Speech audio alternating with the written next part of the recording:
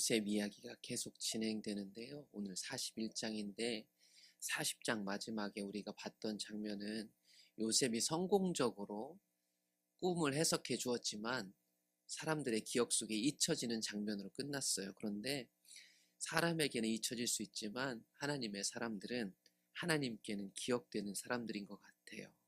40장에서 요셉은 꿈을 해석해 주면서 꿈대로 될 것을 알고 자신의 억울함을 풀어달라고 기억해달라고 했습니다. 그래서 40장 마지막 부분을 잠시 본다면 사흘 안에 당신이 복직하게 될 것이니 나의 억울함, 즉 요셉의 억울함을 기억해달라. 내게 은혜를 베풀어달라. 난 억울하다. 나를 기억해달라 말했습니다. 그런데 그 술 맡은 신하가 요셉을 기억하지 못했습니다. 그 사람이 악해서는 아니겠죠. 이 3일 후에 이 기억을 잃어버린다는 것도 참 어떻게 보면 우리가 상식적으로 이해하기 힘들지만 금세 잊어버릴 수 있을 만큼 요셉은 아무것도 아닌 사람이었습니다. 사람들은 잃어버리지만 하나님께서는 잊어버리지 않는 것 같아요. 그래서 2년 후에 파라오가 꾼 꿈, 그리고 이제 꿈을 해석해 주는 장면을 보시면 이 꿈은 하나님이 꾸게 하신 거였습니다. 그 하나님이 꾸게 하신 꿈 속에 요셉이 등장하는 걸 보면 사람은 잊어도 하나님은 요셉을 기억하고 있었다는 것을 알 수 있어요. 그래서 41장 1절은 이렇게 시작합니다. 그로부터 2년이 지나고 파라오가 꿈을 꾸었습니다. 파라오가 꾼 꿈은 이렇습니다. 먼저 꿈 첫 번째는 7 암소에 대한 꿈이었어요. 아름답고 살찐 좋은 7 암소가 강가에서 올라와 풀을 뜯어먹고 있었고 그 뒤에 흉하고 파리한 즉 빼짝 마른 7 암소가 올라와서 있었더라. 그 흉하고 빼짝 마른 소가 아름답고 살찐 7 암소를 잡아먹더라. 이게 첫 번째 꿈이었습니다. 또 다시 잠이 들었어요. 이 꿈이 뭔가 하고 깼다가 다시 잠이 들었는데 꿈을 꾸니까 이번에는 7 이삭, 7 곡식 꿈이었는데 무성하고 충실한 좋은 7 이삭이 나오고 그 후에 가늘고 동풍에 마른 바짝 마른 결실할 수 없는 7 이삭이 또 나오더니 이 결실할 수 없는 바짝 마른 7 이삭이 좋은 이삭을 먹더라. 이게 바로가 꿈이었습니다. 이 꿈은 하나님이 보내신 꿈이었고요. 하나님이 요셉을 기억하고 계셨기에 이 꿈들 속에 요셉이 등장하게 되는데 파라오는 이 유사한 꿈을 꾸면서 해석해야 된다라는 사명감이 생긴 것 같아요. 이게 보통 꿈이 아니란 걸 아는 거죠. 그래서 이집트에서 꿈 해석할 수 있는 모든 사람들을 다 불렀습니다. 그런데 아무도 해석하는 자가 없었습니다. 여러분 그때서야 술 맡은 신하가 자신이 잊어버린 기억에 대한 고백을 합니다. 이것을 파라오한테 고백할 때 이 신하가 하기를 내 죄를 기억합니다 하면서 이제 과거에 자기가 죄지어서 감옥에 들어갔던 일, 그리고 오늘 자기가 또 잊어버렸던 기억, 그것에 대한 죄이기도 하겠죠. 여러 가지가 섞여 있는 말이겠죠. 그러면서 2년 전 기억을 떠올립니다. 3일 후에도 잊어버렸던 기억인데 이 하나님이 주신 꿈 때문에 번민하는 파라오 때문에 2년 전 기억이 생생하게 떠오르죠. 그래서 파라오에게 얘기합니다. 왕께서 우리에게 종들에게 노하셔서 빵 굽는 신하와 제가 여기 감옥에 갇혔을 때 우리의 꿈을 해석해준 히브리 청년이 있었습니다. 그 얘기를 꺼냅니다. 그때 그 히브리 청년의 말대로 나는 복직되었고 그는 죽었었지요. 그래서 요셉이 불려오게 됩니다. 죄수의 옷을 벗고 파라오 왕 앞에 서게 됩니다. 이에 파라오가 사람을 보내어 요셉을 부르매 그들이 급히 그를 옥에서 내놓은지라. 요셉이 곧 수염을 깎고 그의 옷을 갈아입고 바로에게 들어가니. 요셉 이야기를 또 다른 측면에서 보면 계속 옷 갈아입는 이야기가 나옵니다. 아버지가 큰아들로 여겨서 채색옷 입혀줬는데 그 형들한테 벗겨져 가지고 노예의 옷을 입었어요. 노예의 옷을 입다가 억울해서 죄수복을 입었었던 사람이기도 합니다. 그런데 그가 또다시 이 죄수복을 벗고 왕 앞에 서기 위한 깨끗한 옷으로 갈아입게 됐어요. 파라오가 요셉에게 말합니다. 내가 한 꿈을 꾸었으나 그것을 해석하는 자가 없더니 너는 꿈을 능히 푼다고 내 신하가 말하더라. 그랬더니 요셉이 파라오에게 얘기합니다. 하나님께서 이 꿈을 해석하시는 겁니다. 이렇게 얘기하기 시작해요.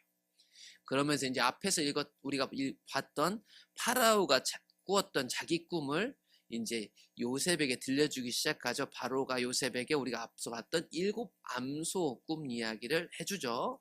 그리고 또 7 이삭 꿈 이야기도 이제 요셉에게 들려주게 됩니다. 이제 들었으니까 해석해 줘야겠죠. 요셉이 파라오에게 바로 꿈 해석을 해줍니다. 파라오의 꿈은 하나입니다. 이제 꿈 내용을 해석을 보면 두 꿈은 같은 내용입니다 라는 겁니다. 그리고 하나님이 그가 하실 일을 바로에게 보이시는 겁니다. 이 꿈은 하나님이 꾸게 하신 겁니다. 그래서 하나님이 하실 일이 있는 겁니다. 이게 이 꿈에 대한 해석이었어요. 그러면서 구체적으로 해석이 시작되는데 7이라는 수는 7년을 가리킵니다.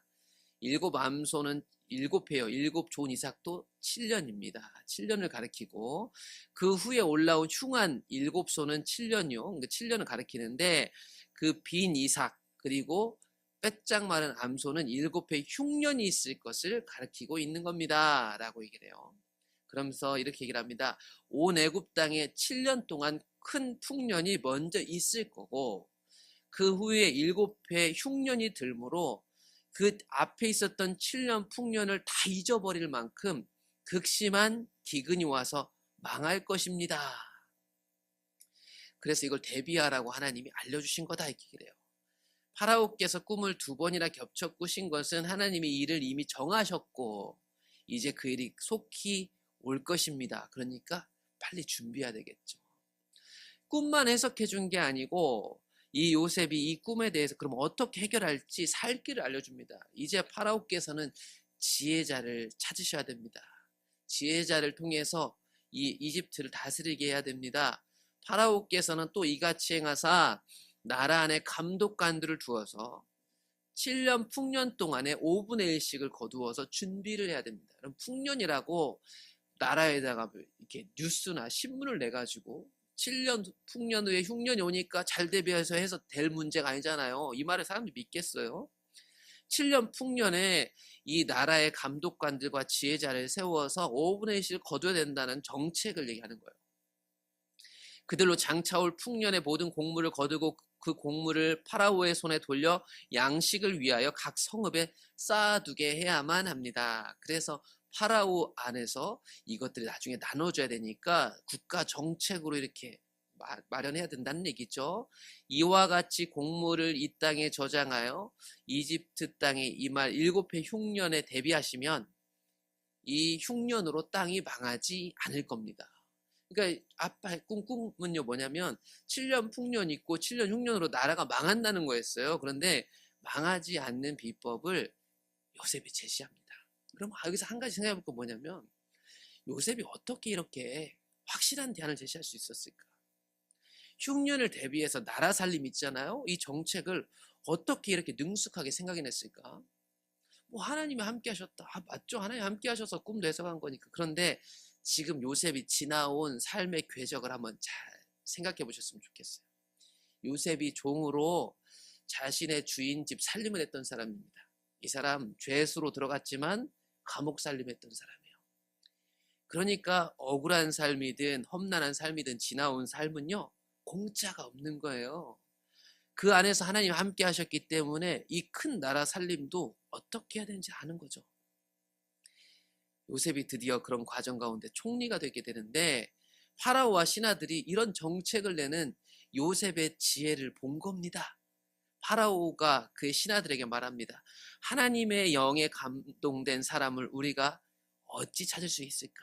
요셉을 보고요. 하나님의 영에 감동됐다는 것을 다 알 수 있었어요.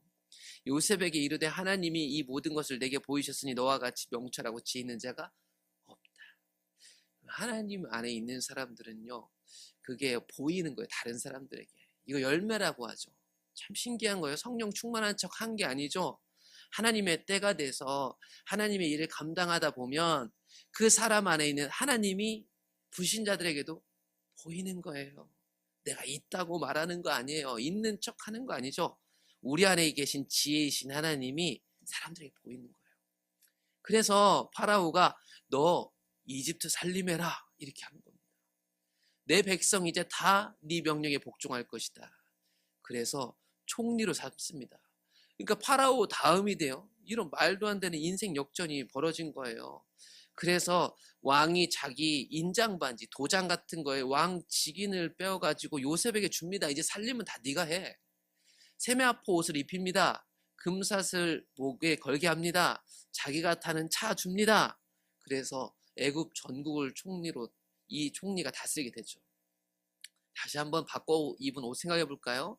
잘 나갔습니다. 일찍 아버지가 12명 아들 중에서 11번째 나를 선택했다니. 야곱 공동체도 큰 공동체입니다. 여기에서 이제 리더가 될 거예요. 왕 같은 존재가 될 거예요. 그런데 그 옷이 형들에서 벗겨집니다. 하루아침에 나락에 떨어졌죠. 종이 됐어요. 노예가 됐어요. 게다가 또 억울한 일 당해서 죄수까지 됩니다. 그런데 그런 요셉을 기억하신 하나님이 왕 앞에 서기 위하여 죄수의 옷을 벗기셨어요. 그리고 드디어 총리가 입는 세마포 옷을 입게 되는 겁니다. 인생 역전도 이런 역전이 없습니다.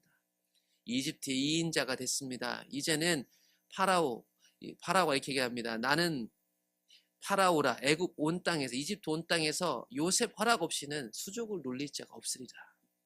그런 가정 가운데 요셉이 가정도 꾸리게 됩니다.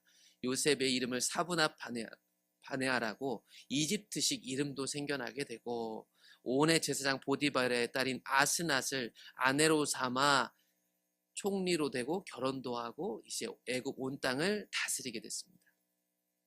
그렇게 다스리는 30세 요셉은 자신이 꿈을 해석한 그대로 되는 것을 보았으니 7해 풍년 동안 토지 소출이 심히 많은 것을 보았습니다. 요셉이 이집트 땅에 있는 그 7년 공물을 거두어 자신이 말했던 정책대로 사람들을 세워서 각 저장소에 각 마을마다 다 저장했습니다. 쌓아둔 곡식이 바다 모래같이 심이 많아 더 이상 이 숫자를 계수할 수 없을 정도가 되었습니다. 흉년이 들기 전에 요셉에게 2 아들이 낳았습니다. 그런 풍년의 시간 동안에 하나님이 주신 지혜를 따라 하나씩 정체를 수행할 때 아들도 낳았으니 이 아들을 낳으면서 요셉은 지나간 시간들의 상처가 치유되는 것만 같았습니다. 그래서 요셉이 그의 큰아들 이름을 므낫세라고 하면서 하나님이 내게 내 모든 고난과 내 아버지의 온 집을 잊어버리게 하셨다. 형들이 나를 팔아넘긴 것도 그 가운데 종이 되고 죄수가 된 것도 하나님이 다 잊어버릴 수 있게 해주셨구나. 상처를 치유해 주신 거죠. 2번째 아들을 낳으면서는 이렇게 얘기했습니다. 하나님이 나를 내가 수고한 땅에서 번성하게 하셨다. 복을 주셨다 이겁니다. 생육하고 번성하는 게 창세기에서 구약에서 말하고 있는 하나님의 복이거든요. 이 요셉은 사실은 야곱 다음이라고 했잖아요. 이제 이 가정이 번성하게 하시는 하나님도 경험하게 된 겁니다. 이제 중요한 건 진짜 7년 흉년이 올까? 그런데 요셉이 해석한 그대로 7해 풍년이 지나고 흉년이 오기 시작했습니다. 전국 그 주변 모든 나라들의 극심한 기근이 왔지만 이집트에는 먹을 것이 있었어요. 요셉 때문에. 애굽 온 땅이 굶주림에 백성이 파라오에게 부르짖어 양식을 구합니다. 그 양식은 누구의 손에 달려있는가? 요셉에게 달려있었고 파라오한테 얘기해봤자 소용없습니다. 요셉의 손에 다 달려있다고 파라오까지 고백합니다.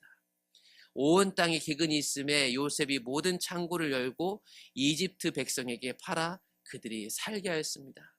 그러므로 주변에 있는 모든 나라 사람들이 소문을 듣고 양식 사려고 이집트로 모여들었습니다. 주변 모든 사람들이요 요셉에게 와요. 문제 해결 받으려고. 하나님의 사람에게 모여들기 시작한 거죠. 오늘 이게 41장 요셉의 이야기였습니다. 앞으로 이야기들 계속 이어집니다. 하나님은요 기억하시는 분이에요. 하나님이 기억하시니까 죄수에서 총리가 되는 거죠. 꿈 해석만이 아니라 해결할 방법도 완벽하게 제시했습니다. 요셉은. 이것은 하나님의 지혜가 분명한데 이 지혜는 어느 날 갑자기 하늘에서 기도했더니 뚝 떨어진 게 아니었어요. 노예로 일할 때, 감옥에서 일할 때부터 이미 요셉은 능숙하게 자기에게 주어진 곳에서 살림을 잘하는 사람이었어요. 그러니까 이집트 살림도 할 수 있는 거예요. 작은 것에 충성된 사람이요 큰 것 되낼 수 있는 거예요. 하나님의 때가 되니까요 이전 상처도 치유하시는 하나님을 만났어요. 성경을 보면요 사람들은요 자신의 이해관계에 따라서 다른 사람을 잊어버릴 수 있지만 하나님은요 하나님 백성을 절대로 잊어버릴 수 없는 분이시다. 그게 하나님의 특징이세요. 오늘도 우리를 기억하시는 그 하나님께 반응하여 우리 또한 하나님을 기억하여 하나님을 따르고 사랑하게 되는 주일 예배로 여러분들 가득 채우셨으면 좋겠습니다.